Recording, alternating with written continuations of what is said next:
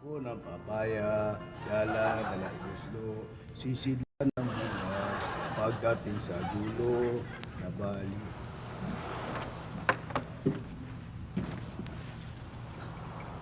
Kumusta ka na, Gina?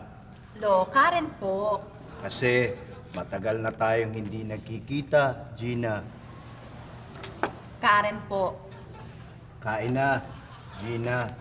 Karen po. Ito para sa paborito kong apo na si Karen. Yan. Alam mo ba ang paborito kong programa ngayon? Yung Ana, Gina, Nina. Ana Karenina po. Napanood mo ba yung paborito kong newscaster, si Gina Davila? Kumusta na nga pala yung negosyo ng nanay mo, yung Gina Deria? Karenderia po. O sige, pwede mo na akong iwanan dito, Gina. Karen po. Malapit lang naman ang bahay eh. Pwede ko namang La Gina. La Karen po. Sige na, mauna na ako. Sige, bye-bye, Gina. Meron sinta, grupo na papaya, dala, dalay gusto, sisidla ng bunga.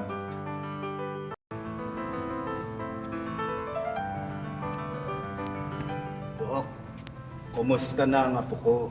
Okay lang ho. Matagal na kasi akong nagkasala sa kanya. Lagi ko siyang tinatawag na Gina. Ngayong magaling na ako, alam ko na ang pangalan niya Karen. Di ba, Karen? Hindi ako si Karen! Ako si Gina! Si Gina! Ako si Relax Gina! ka Hindi lang, ako si apo ko. Karen! Huwag ka namang maging masyadong violente, Karen. Gina pa!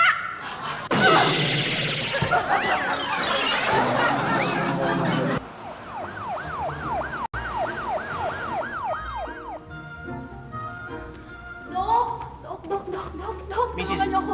Dok, tulungan niyo Ha? ako. Manganganak na ako, Dok. Relax lang kayo, Mrs. Mrs, pwede bang humiga na kayo, Mrs? Hindi, Dok. Manganganak na ako. Tulungan Mrs, mo ako, Dok. relax lang kayo. Hindi kayo manganganak. Doktor ako. Ako makakaalam kung manganganak na kayo o hindi. Doktor nga kayo, pero nabuntis na kayo?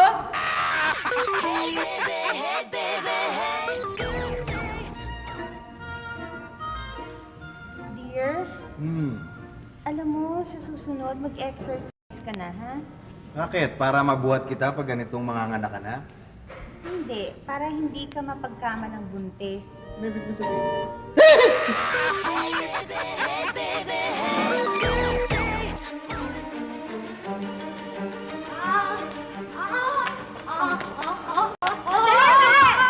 Paraanin mo muna ako. Sandali, paraanin mo ako kasi manganganak na ako. Mas pinsan mo sa akin. Hindi, ako ang dapat muna makapasok. Bakit ikaw?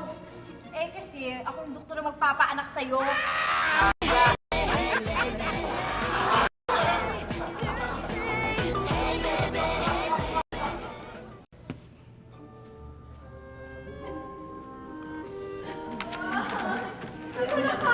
Dok! Tulungan Tulungan niyo po kami, Dok. Lilungkot ko. Sandali. Kilala kita. Di ba nung nakaraang buwan, kapapanganak lang din ng mismo? Sandali, ilang beses ba mga anak ang isang tao sa isang taon? Isa lang, pero pwedeng 2 beses mag-asawa.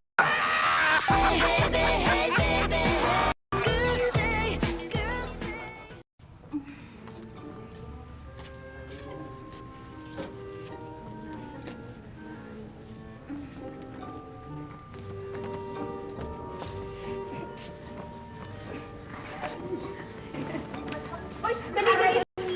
Uy, nurse! Unahin natin itong isang to. Mukhang overdue na siya nito eh. Bakit mo naman sabi na mukhang overdue na yung tiyan yan? Kita mo naman nung nangingitim na.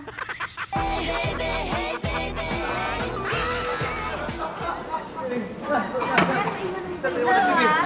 Ingatan niyo siya, ha?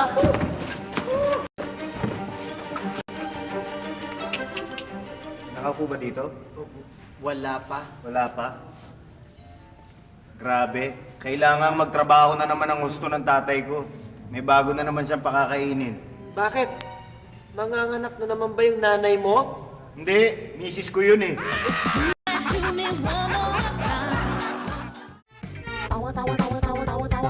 Anytime, anyone, anyhow. Halika manood at sumigaw. Anywhere in the world, everybody in the house. Click and subscribe now.